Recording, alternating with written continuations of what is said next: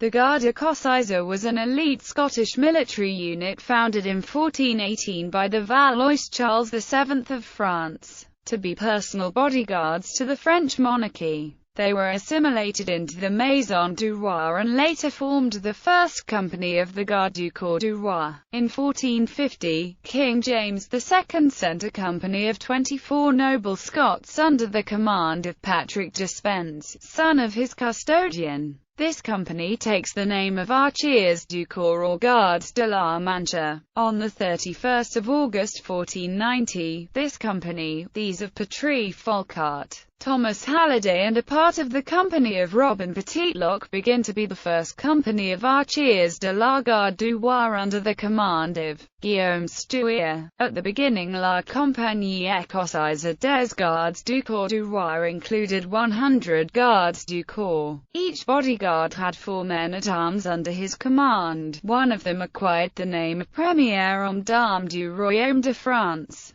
They were finally disbanded in 1830 at the abdication of Charles X.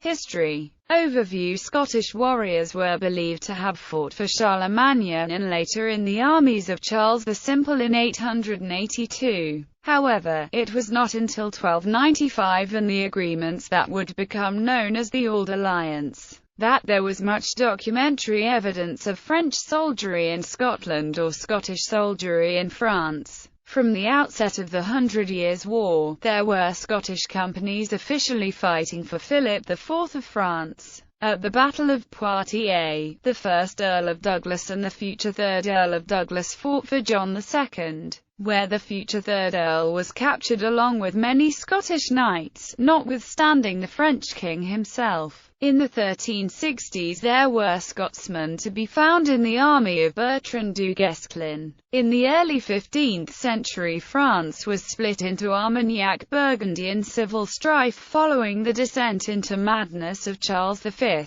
Henry V of England saw his opportunity and allied himself with John the Fearless and invaded the Dauphin and despairingly sought allies, and found them amongst the Scots and the Castilians. La Grande Armée Écossaise. In 1418 Robert Stewart, Duke of Albany, appointed his son, John Stewart, 2nd Earl of Buchan, Chamberlain of Scotland, to command the Scottish Expeditionary Force, the largest army that medieval Scotland had ever sent abroad. 7,000–8,000 men arrived at La Rochelle in October 1419 and made their way to Tours to greet the Dauphin. The first thing the future Charles VII did was to shower munificence upon the Scottish nobles. Buchan received Châtillon-sur-Indre, the Earl of Wigtoun received Dun-le-Roi, Sir John Stewart of Darnley received Concresalt and Aubigny, and Thomas Seaton the castle of Langeres. The Scottish leaders were persuaded to return to Scotland to recruit more troops. The Scottish leadership returned in 1420 with another 4,000–5,000 reinforcements. While their leaders were at home, the Dauphin assigned the Scottish contingent throughout his armies and garrisons and picked a number, roughly 100 of the best warriors, to be his personal bodyguard. The Scotsmen fought with distinction throughout France, with a notable win at the Battle of Barret in 1421, where the Duke of Clarence was said to have been felled by Buchan's mace. However, the Scots faced a calamity at the Battle of Verneuil in 1424, when they lost 6,000 men. Although saddened by the loss of so many of his loyal Scotsmen, Charles VII continued to honour the survivors.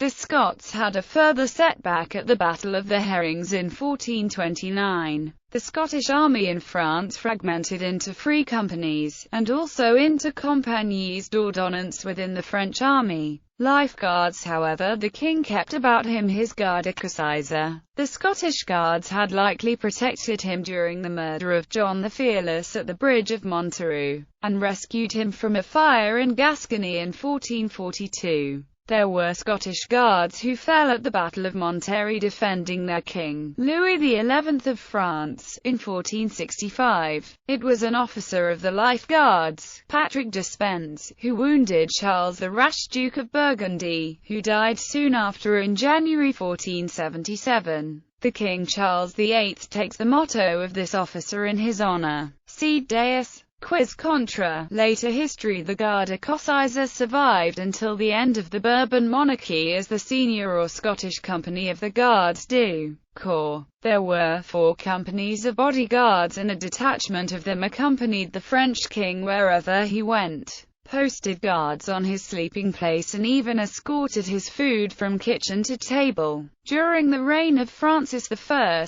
the Guard were held up by blizzards near the Simplon Pass after a defeat of the Battle of Pavia in 1525. Some of the men reputedly settled there and their descendants became known as the Lost Clan. From the 16th century onwards, recruitment of the unit was primarily from Frenchmen and the Scottish element gradually died out.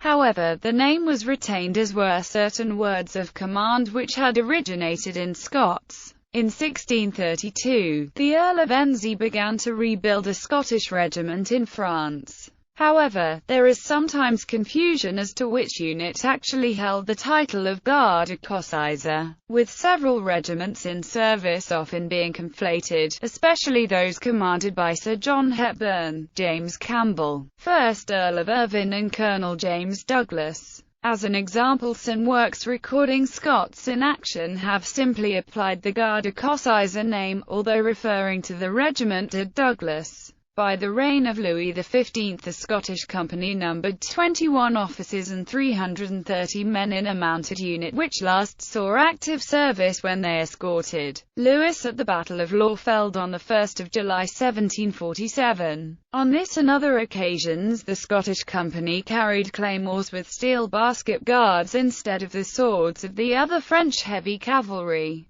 They were distinguished from the other companies of the bodyguards by wearing white bandoliers garnished with silver lace. The Scottish company provided a special detachment of 24 Gardes de la Mancha who stood in close attendance to the king during court ceremonies. The name indicated that they stood so close to the monarch as to be brushed by his sleeve. The Gardes de la Mancha were distinguished by a heavily embroidered white and gold cassock which they wore over the blue and red and silver uniform of the bodyguard. Final disbandment. All 4 companies of the bodyguard were disbanded in 1791. However, they were re-established at the time of the First Bourbon Restoration under an ordinance dated 25 May 1814. Until their final dissolution in 1830, the senior company retained the title of Les Filles Écossaises. Notable guardsmen: John Stuart, Earl Darnley, Lord de Aubigny and Concresalt, killed in 1429 at Orleans;